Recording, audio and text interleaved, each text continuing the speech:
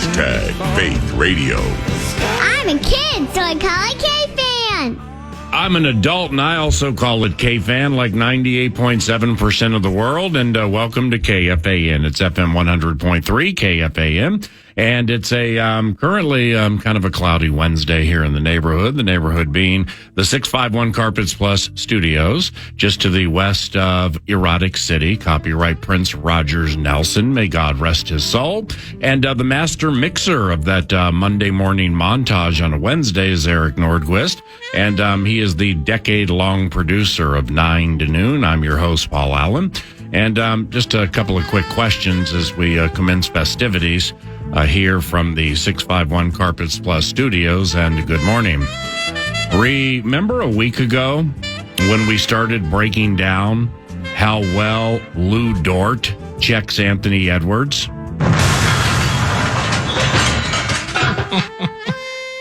I'll ask you to find the explosion next time. All right, 3-2. Remember a week ago when we started breaking down how well Lou Dort checks Anthony Edwards? The flowers were blooming, the skies were sunny, the roads were sans repair at every turn, and the Timberwolves were killing the world champions.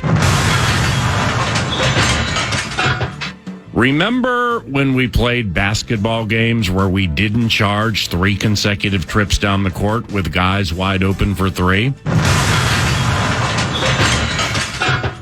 Remember 9 to Noon. Remember when last Thursday I purchased a little hand broom with the thought of sneaking it into Target Center for Sunday's Game 4 and the sweeping of the world champions?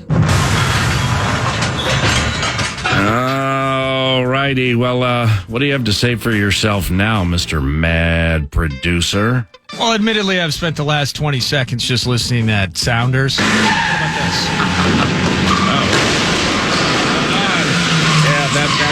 this? That's why I got to stay in my lane with the sound effects. Hold on. All right, 3-2. Good morning. Remember a week ago when we started breaking down how well Lou Dort checks Anthony Edwards? I mean, the flowers were blooming, the skies were sunny, the roads were sans repair at every turn, and the Timberwolves were killing the world champions. I laughed. I guess that falls under the category of it only hurts when you laugh, or you only laugh when it hurts. An empty mind can become the devil's playground. Well, I like Anthony Edwards talking about Jokic, basically saying the same thing. I just laugh. That's all I can do. I mean, I can't be mad. Hey, because he good, man. I think I said that after game 1 when we won, and in game 2, like he the MVP, he's the best player in the NBA. You laugh to keep from crying. As part of the Monday morning montage on a Wednesday, and good morning. The clip you played near the end with Alan Horton calling the play, and then Jim Peterson sliding over from TV to radio and doing second to none work, where my man's like, that's how you handle a big evening like this. You accept the MVP trophy, and then you score 40 points with 13 assists and 7 rebounds, and just absolutely dominate everything that is of Howl Nation. It's not Howl anymore.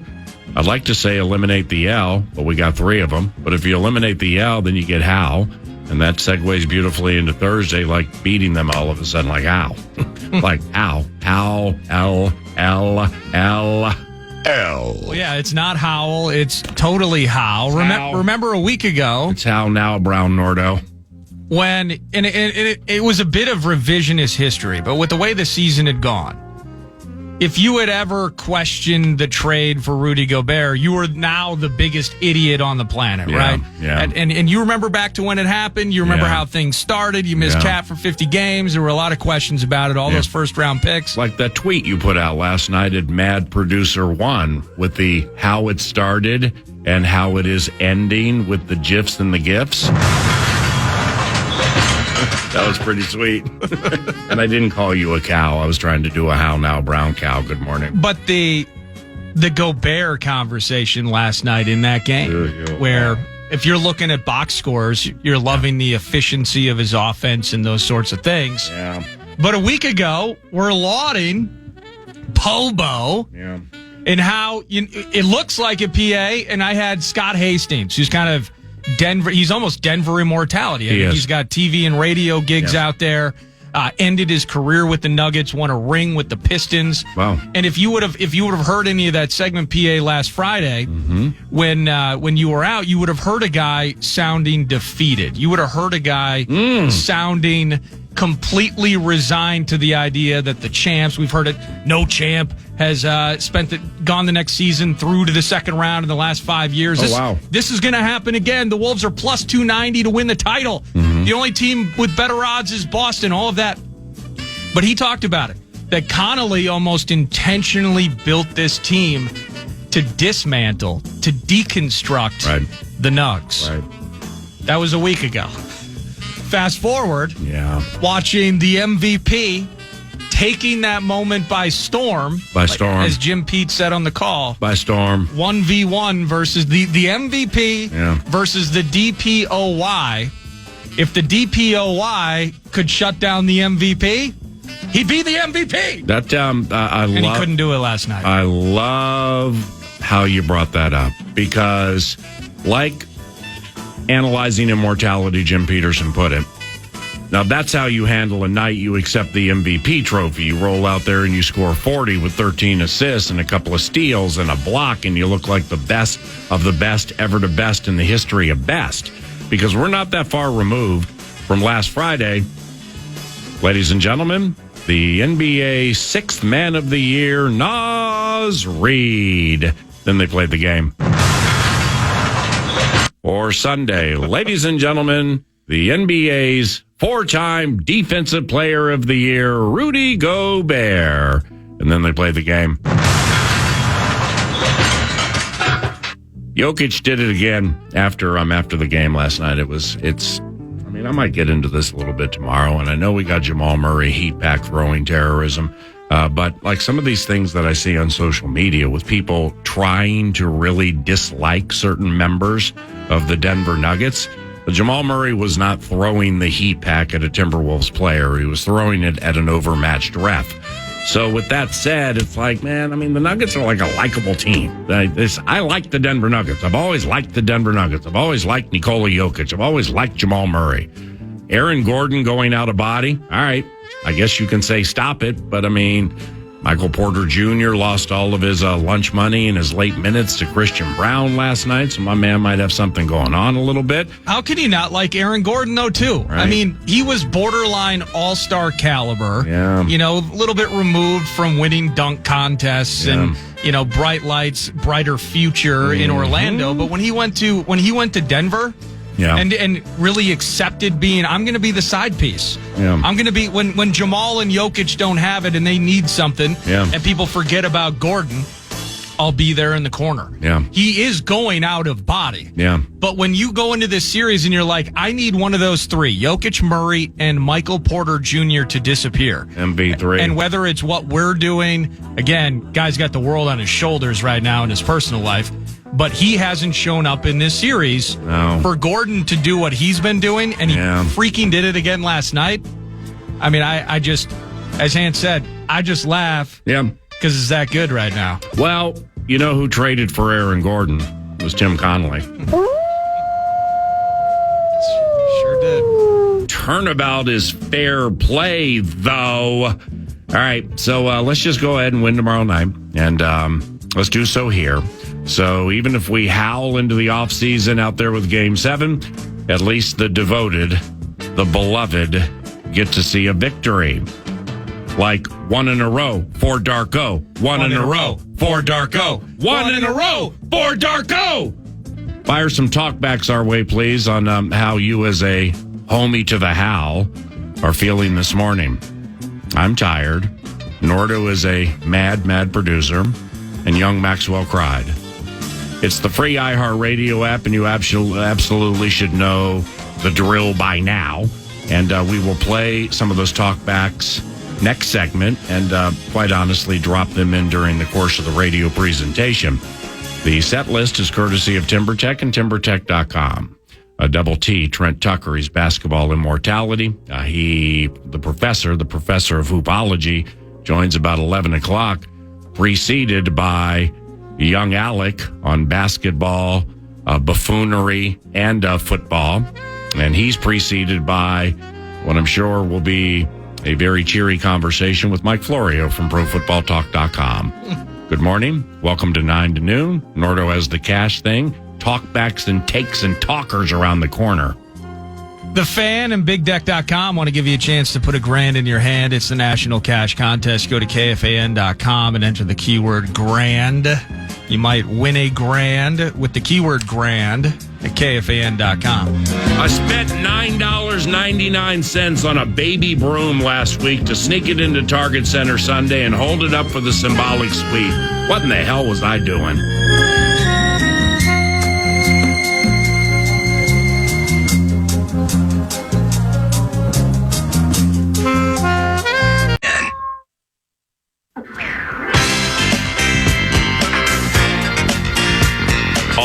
Hail the king of the Rubes and Timberwolves season ticket holder, Jimmy Knutson, joining us now. Good morning, King. Good morning, PA. This is better than a talkback, man. I mean, it's this thing on? This thing on? Is it working? Yeah, it's we blow the dust and the cobwebs off the antiquated phone call system. And here you are at 800-320-5326. Are you sad? I am not sad. You know why I'm not sad, PA? Why? I get to go to a second round Game 6 at Target Center in like the middle of May. Mm-hmm. I've been able to do second round basketball in this town for 20 years. So but you've already, nobody should be sad right now. But you've done it twice with games 3 and 4, and you had your metaphorical head bashed in. Why do you want more? I want more because I want to see a team grow. I want to see a fan base grow. Yes, sir. I want people to actually believe. I was in that thing called the Metrodome in 1991 when the Twins rolled in down 3-2. My mom took me to Game 6.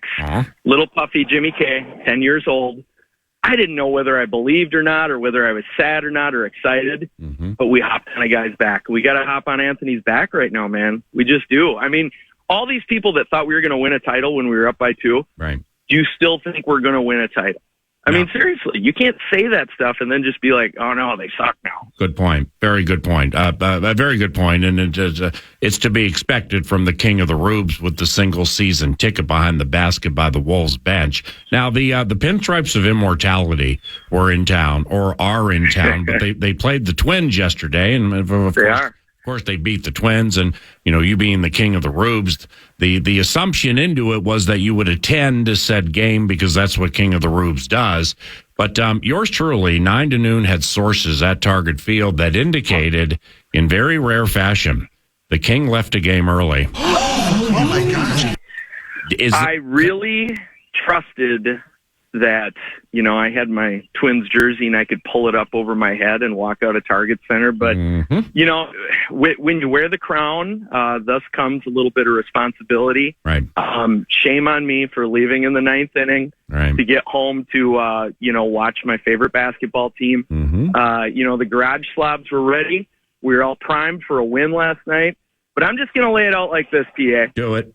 When the Wolves win on Thursday, okay? Yeah. Then Sunday rolls around. Here's the plan. And you already said you're in. I did. Nordo's on the grill in my garage. So bring over whatever kind of meat you got, Nordo. And PA, you're posting up in the big puffy leather chair. And we're watching Game 7 win from my garage on Sunday. Oh, geez. Mad producer, we were just invited to something. What do you think?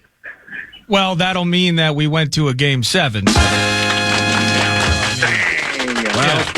Yeah, no problem with that. Yeah, no problem with that. Yeah, that's fair. That means it's a Game 7. We howl as one. We can add to the slobbery that would be the garage slobs, whatever that is. But hold on. Can we get like K-Far from Brooklyn Park? Can we get Juice Vox? I mean, let's bring all of the hardcore, long-time 9 to noon callers over there. Yeah.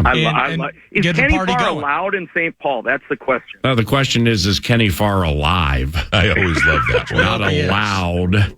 I mean, like 9 phone numbers ago, I think I used to hear from him. All right, in closing here, you being the king of the Rubes, and yours truly in attendance for games 3 and 4, and I'm in section 113, and I'm looking over at the king behind the basket. And what's the contraption you have, like when the crowd is going defense? Defense. What's the horn thing that you hold and you blow into or yell into the defense thing? Oh, when I'm getting everybody all jacked up in section 101 over there, that would be a crunch howler. What? The Wolves were cool enough to re-release the crunch howler that they invented in 1989. And, wow. I mean, it's literally the greatest giveaway next to the Nasri towel. Yeah. And I bring them both. Why not? You did not bring a French horn to Target Center. We can confirm that. Right. Well, you're the king of the Rubes, and 9 to noon is a radio show for, of, and with, and conducted by Rubes. So, I mean, it made sense that last Thursday I purchased a little baby broom I was going to try to sneak into Target Center. I always love that. For Sunday, so I can hold it up and get it. I'm going to try to hold it up and get on TNT or whatever, like Zach Halverson in his tweets. King, your positivity is A, not surprising, and B, much needed here in the Love Covenant. We love you very much, and if there's a Game 7, well, my brother, it's a date, so let's howl tomorrow night, okay?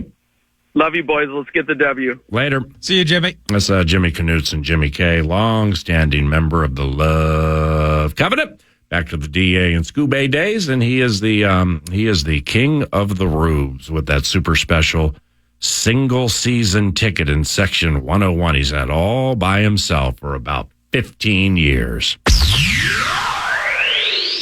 Talkbacks via the free iHeartRadio app. You listen on the app. You just hit that microphone. Give us up to your best 30 seconds. The Davenport of Love is in play. Hey, Nordon, PA. CJ here. Man, that game was so frustrating last night. Joker, nobody can stop him. Cat did an all right job on him, but Rudy, man. Defensive Player of the Year could not even stop the MVP. He was cakewalking all over the Defensive Player of the Year. The series got me worried, man, going back to Minnesota, but still have faith in my howl. Howl. Thank you, CJ. This is hashtag Faith Radio. Now, with Rudy Gobert, when I get into some Love Covenant quickies from last night, Rudy Gobert played defense manned up against Nikola Jokic, mostly as well as a human being can possibly play somebody that gifted and talented. And whether it's MVP guy with the sneaky left-handed scoops or the runners and hitting shots off wrong feet, I mean, I don't know what else anybody possibly could have done singled up against Nikola Jokic last night. And if you doubled, well, then he passes, and then all of a sudden something called Christian Brown stealing Michael Porter Jr.'s minutes late in the game. Well, he's wide open, and he's burying threes. So it was a very, very tough night at the office last night. Talkback time. Talkback time, free iHeartRadio app. This is actually something that I wanted to get into, so I'm glad this Talkback brought it up. Hey, guys, Ben here. I feel like I have the moment where the game started to get away from us. The technical foul on Mike Malone. I was all amped up. But then the 3 charges in a row on our players, I felt like that was just absolutely insane. Like, I feel like one of the 3 was probably a normal charge call. They gave him 3, and I feel like ever since that moment, the game started to slip away from us. And there was a 4th one in the mix. Now, the second quarter last night, you got context is required. Yeah. Okay, I'm not big cherry pick guy and just let it go. It right before the T and the charges, we're conveniently forgetting the elbow to the face of the MVP that was missed. So, I mean, it was a violent elbow that 2 refs saw. And so, I mean, that's part of the equation, too. You know, well, it's part of the equation that leads to the tech. Hold on, please. With all due respect, the 3 charges consecutively, I absolutely agree with the talkback. Absolutely. It tilted the game, tilted the momentum, and it was reckless. They were playing recklessly. And, okay, you can think one of the charges might have been legit, But when you put your head down and you play recklessly, those are things officials look for. So they don't necessarily only see the charge. They see the reckless nature that leads to it, that puts their mind in a spot thinking there's going to be a charge. The thing that got me with the charges, anybody happen to see, players wide open around the arc? Just like, here, kitty, just waiting for somebody to, not have their head down when they're dribbling, kick out for a 3-point shot, not saying we would hit it. That was the A topic for me off that, is we just left money on the table on those charges. We had guys wide open for 3, and good morning. What I think, though, again, is the idea of the technical, because what he's leading to is that the technical, getting in the ref's face, getting teed up, and putting that in the ref's heads, that then leads to the charges. Do you see an aspect of that where you're talking about them playing reckless? I didn't see. Yeah. I think it was Nas on one. Was it Ant or Cat? Definitely had Holiday one. Took 2. Porter took 1. Both on Holiday were good calls. Well, Gordon took 1 of those 3. Okay, Holiday took 2, and they when you head into the paint with reckless abandon and your head is down and you're not looking at what's ahead of you. Not only are you not seeing what's ahead of you, you're not seeing the guys wide open outside. It was irresponsible, inefficient, reckless basketball, and it's 96% the fault of the Chargers for dribbling with their heads down. This is the NBA. This ain't middle school. Pick your head up, man, and kick the ball outside like you're supposed to do so somebody gets an opportunity for a 3. And off what you're saying and the talkback said is I think Malone has put in the minds of the referees with the sneaky meetings they have before games, these guys charge. These guys come in here with reckless abandon and they charge, and you're missing a bunch of them. There seemed to be a grave overcorrection. Well, and that's where I'm looking at it. I think there was an overcorrection where in that short amount of time where you have the tech and the charges there, and I think for a team that had so many troubles at one point last night, I think they were minus 20 in the paint. Yeah, I like them getting to the hoop and forcing the action. Agreed. So I see the game plan there. I see the assertiveness. I love that. Agreed. And just the timeliness of it post tech was a little bit was not jarring per se, but those two things fit together. Oh, it was a momentum changer. I mean it's like. Okay, so the crowd now's going nuts. Malone might have gotten what he wanted. A Gobert violent elbow was missed, which would offset one of those things. Stop dribbling with your head down and find guys wide open for 3, specifically against world champions. That's the coffin of all coffins ever to coffin on the 3 consecutive charges that just pissed me off beyond belief, that they're dribbling with their heads down at this level of basketball. And off that, it's a momentum changer and maybe a gut punch, but there was still ample time left in the quarter. So game 4, the 8-0 over 20 seconds with Murray from 60, well, that just bury him right now. Yep. I mean, the 7 to the 15 and they're celebrating in front of Kevin Harlan, and you got Lifetime Fitness guy in his seat, applauding Jamal Murray, even though my man's on our side. So I understand. And there were just so many things last night that transpired where it's the Timberwolves were kept at arm's distance. I mean, it's like you there was a point you needed score, stop, score, stop, score, stop, score, stop. And they'd get score, stop, score. And then it would be an and one. Yep. It'd be whomever would score and get fouled, and then index fingers all straight in the air, everybody, and together we go boo every time as they go limp. Basically every time. Every time you felt there might be a run, there might be hope. And frankly, last night it was always Jokic. It was always Jokic with the basket. It was always Jokic backing down Rudy. It was Jokic in the and one. Jokic with that 3 late in the game. Yeah. But the second quarter, the T-Wolves do ultimately take the lead in the third. That's why, like, even getting, like, I don't see that necessarily as, like, the game was over in that moment. Yeah. The second quarter, I felt like I was watching Division III basketball at times. I mean, what was that, a 3 or a 4 minute stretch? Yeah. With no points on the board? Yeah. And it was turnover here, bad pass there, head shaken every single where. And, I mean, it was brutal. But a game of runs. You mentioned the 8-0 stretch in game 4. Game 3, 29-9, first quarter into second quarter. Game 4, 26-4, Nuggets run. First quarter into second quarter. Last night, I think the T-Wolves start the third quarter with an 11-3 run, and the Nuggets go 23-8 over the next handful of minutes. Wow. The runs, man. I mean, there's just these 4 or 5 minute stretches. Yep. As good as the Nuggets close out quarters, like they played a deadline so well. It's really impressive. But just those 4 or 5 minute stretches where everything's going your way, and then there's like, well, okay, we're just going to hit that 3. We're going to make that extra pass. Yeah. Caldwell Pope with 4 triples last night. I know. I mean, in all of my league freak his life fantasy hoops loving basketball mind. I know. I mean, he's a mid-round pick if we're going to get the KCP we got last night. Unbelievable. The Mike Florio, ProFootballTalk.com is next. The metaphor for the night for me, it was symbolic not only of the night, but really of how the series has turned. There was perfect symbolism for last night right after the final buzzer. I don't know if you or anybody else saw this.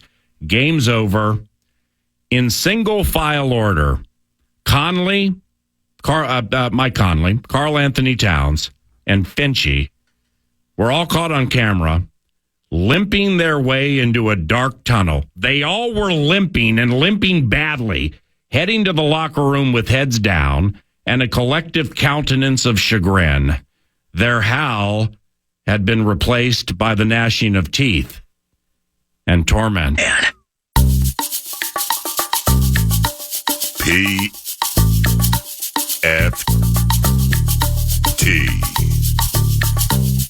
My ding-a-ling, my ding-a-ling. Good morning, Mike. How are you? Good. Mike Florio, ProFootballTalk.com. Your son, young Alexander, after last night, is he still looking for seats to a Western Conference Finals game and a trip to Minnesota and Mancini's? And good morning. What happened last night? The Timberwolves lost at Denver, and they got blown out again. They've lost 3 consecutive games, and we now trail the series 3-2. And good morning. Well, it's good to see a home team finally won one of the games. Wasn't that the trend? Weren't the home teams losing? Well, what about you? Kind of like what World Series? The Twins World Series in '87. The home team won every game, right? Okay. Right? Sure. But young Alexander, what about your son? We haven't talked about it, which tells me that it's no longer on his radar screen. Really? He hasn't mentioned it. I didn't even know the outcome of last night's game. But young Alexander, last one here. Why is the young man, this young man from West Virginia, home to Mountain Mama, such a fan of Minnesota sports? It can be tough, my brother, as you know. Well, it's unrelated to the Vikings. It's more related to the fact that he went to a Timberwolves game with a couple of family members when we were up there for the Super Bowl several years ago. So he's become partial to the Timberwolves. So it just kind of happened. It's proximity more than anything else. Wherever the Super Bowl would have been that year, if he had gone to a basketball game, then that's the team that he would be paying attention to, I assume. So he said to me once, and we've been there several times, he loves coming up there. We go to Mancini's, we hang out, we have a good time. So his last trip there was not very fruitful. It was for the Cowboys' blowout loss right before Thanksgiving a couple of years ago. So I think he'd like to go up and get a palate cleanser, but it sounds like that's not in the cards this year unless the Timberwolves can turn it around and win the last 2. Oh, geez. ProFootballTalk.com has changed quite dramatically the last 45 minutes from when I played Covenant Catch-Up this morning with some of these questions. So let's begin here. Netflix lands the 2 2024 Christmas games. Any shocker to that, or what do you think? Well, just the fact that the NFL would have its existing slate of broadcast partners, NBC, CBS, Fox, ESPN, Amazon, Google, YouTube for Sunday Ticket, and they go completely off the board and bring a new broadcast partner to the table in the second year of the current broadcast deals, which run through 2033, but the NFL can pull the plug after 2029, and I think it will, and put all the packages back out to bid, and Netflix will be at the table, I assume. So I would guess that the folks at Amazon are very pissed about this, and I was in New York on Monday for the upfronts, and we have meetings and presentations, and you mingle with a lot of people. And one of the things I picked up was Amazon was making a late push to try to keep those games. Whatever it wasn't enough. Netflix has the 2 games on Christmas Day. Those same 4 teams will play in a different configuration on Saturday the 21st, and we still don't know who those teams are. But Netflix will have those 2 games. Remember, the NFL said up until late March it wasn't going to play on Christmas this year. And I think that this whole process of reconfiguring the schedule, selling those 2 games to the highest bidder, I think that all contributed to the delay in the release of the schedule. Okay. Secondly, as PFT, we is vast and ever expanding and ever changing. From 43 minutes ago, no. Written by Mike Florio, no. Kirk Cousins would not have signed with the Falcons if he had known their draft plan. What's that one about? Well, and this is just an interpretation and analysis of his comments yesterday when he was asked, would you still have signed with the Falcons if you'd known they were going to use the 8th overall pick, not on someone who was going to make the team better while you're on it, but on your replacement, Michael Penix Jr.? He said, I don't get into hypotheticals, which is basically anything but yes. If it's yes, I still would have signed with the Falcons, he says yes. Anything other than yes, he says I don't get into hypotheticals. And I think at best it would have been, well, I would have had more questions. Maybe I would have wanted different protections in my contract, whatever the case may be. They pulled the rug out from under him. They led him to believe he's the guy. And now he's got a rookie top 10 pick lingering over his shoulder at a time when he's trying to rehab his Achilles tendon. Sims and I were talking about this today. He's going to push himself harder to get back. And he's going to maybe overcompensate for the inability to push off on his throws and put too much arm into them, and he's going to wake up one day and his elbow's going to be sore.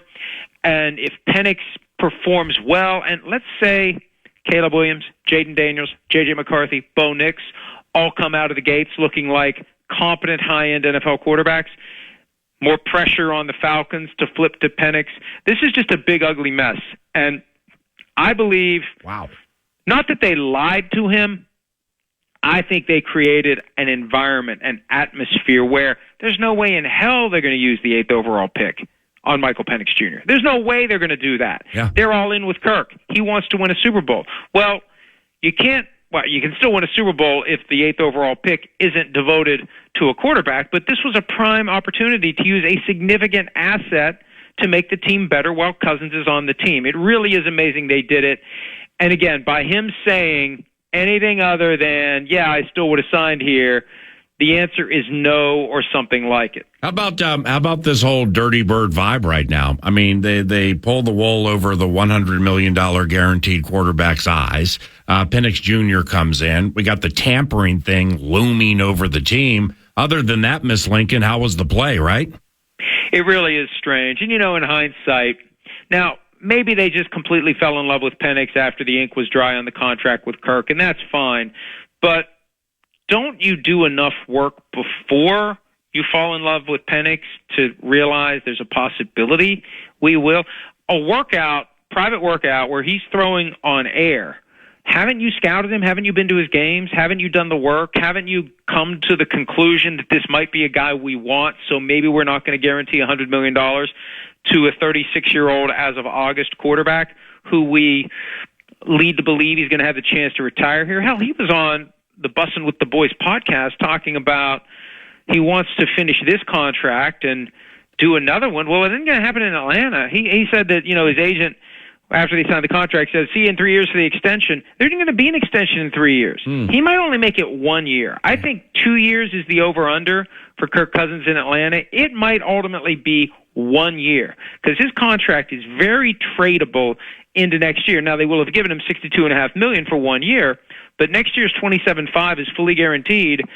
That's $27.5. You get Kirk Cousins for $27.5 for 2025 if you're looking for a quarterback and they're ready to move on. So he could be gone in as little as 1 year.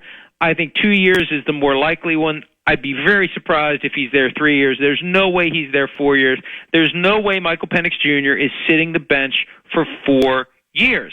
Whatever they saw in him to make them love him is going to make them put him on the field before 4 years from now. And again, I think 2 years is the absolute most, and there's a chance by next year at this time we're talking about wherever Kirk Cousins is as his new team for 2025, and Penix is QB1 in Atlanta. The best. Football feast. ProFootballTalk.com. Florio. So the Vikings get Aaron Rodgers in London for what could be an international thriller. What do you think of all that? And by the way, happy schedule release day.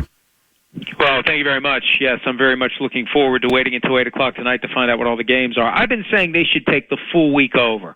On Monday, announce the Sunday night games. On Tuesday, announce the Monday games. On Wednesday, do the Thursday games. Thursday morning, tell us the Christmas games and the Thanksgiving games, and then drop the rest of them on Thursday night. You can take over the entire week with no games being played. You got 3 other major league sports going on, 2 in the postseason. The NFL would own the entire week. I'm amazed they haven't done it yet. Maybe it's just to spite me because I've been saying it for 3 years now that they should do it. Regardless, tonight's the night we find out. And I think this is good for the Vikings. If you're giving up a home game anyway, give up a home game where the road quarterback has a built-in advantage because he's played so many games there. Right. I mean, it kind of hurts the Jets to not have that game in Minnesota because I think Rodgers was looking forward to coming back to an NFC North city. And, you know, he's ripped out the Vikings' hearts there. Now, he did break a collarbone there at one point, right? Remember that? Yep. Anthony Barr hit him. I don't know. He thought it was a little late, but he held on to the ball a little long waiting for his tight end to pop open, so it's kind of on him. But I think he would have very much liked to come back to U.S. Bank Stadium. Instead, Minnesota hosting, air quotes, hosting the Jets. And the Jets, they start their schedule week 1 at San Francisco. I don't know who they pissed off at 345 Park Avenue, but 22 and 23, tough starts to the season. We don't know weeks 2, 3, and 4, but week 1, Monday night, across the country, short week, right out of the gates. You're flying home late Monday night to New York to get ready for your week 2 game, and who knows who it's going to be. Then week 3, week 4, fly over to England to take on J.J. McCarthy and company.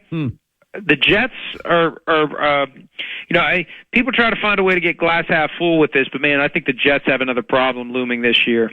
Hey, with today being schedule release day, and PFT will file reports if you believe them to be accurate from reliable sources. But you know, we're going to hear about games all day, and they're going to be right. I mean, they're generally always right. Do all the game leaks bug you in any way, or is it cool that we learn of some before the ballyhooed release?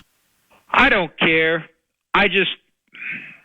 I worry about bad information making its way onto PFT. I mean, because if it's bad information, it's on us, even if it's somebody else reporting that. I learned that years ago when we killed Terry Bradshaw. Even though we didn't kill him, we posted on the report out of Shreveport that he had died, when in fact somebody had died on the Terry Bradshaw passway, which resulted in Terry Bradshaw passed away.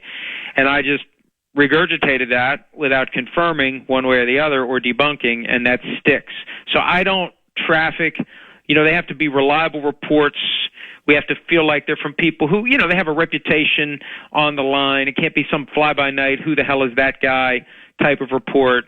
But, yeah, if they come out, we put them out there. You know, the league likes to hold it all until 8 o'clock Eastern, but it's so much to digest at one time.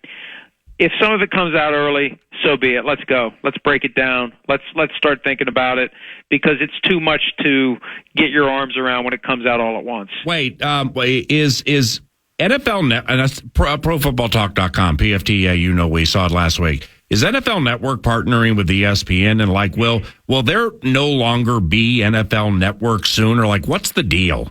Well, the talk last week was, and it's felt for months as if ESPN is going to come in and take over NFL media. And NFL is going to have part of the equity in ESPN, and ESPN is going to run NFL media. They've been scaling down NFL Network to nothing. Like, they have no live programming, total access gone. They pulled Good Morning Football off the air for months. They bring it back like for one show at a time, and then it disappears again. They did it today to talk about the international games, but tomorrow they won't be on, which just makes no sense. It makes no sense. I don't think the NFL cares about NFL Network right now because it's in the process of offloading it to ESPN. I don't know what happens with the destination. I don't know what they call it. If they do a mashup of ESPN, maybe it's ESPN FLN. I don't know. But, yeah, when you look at the listings for NFL Network, it's just NFL films, specials, and old games. Yeah. That's all it is. So who knows? They had very grandiose ideas for it when they launched it in 2003. It never got real traction. It never got the kind of carriage on cable systems that it wanted.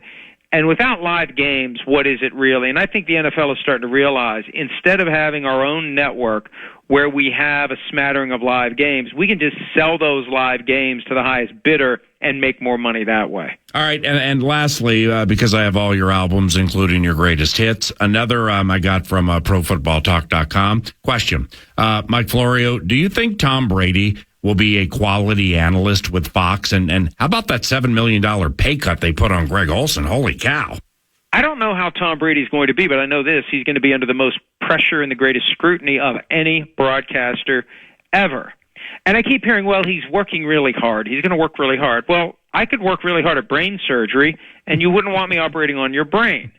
So there's a certain level of competence that is kind of innate and natural, and it's not really learned. You have to know how to talk in sound bites. You have to be able to say something articulate. You can't be paralyzed by your fear of saying something you're going to get dragged for on social media.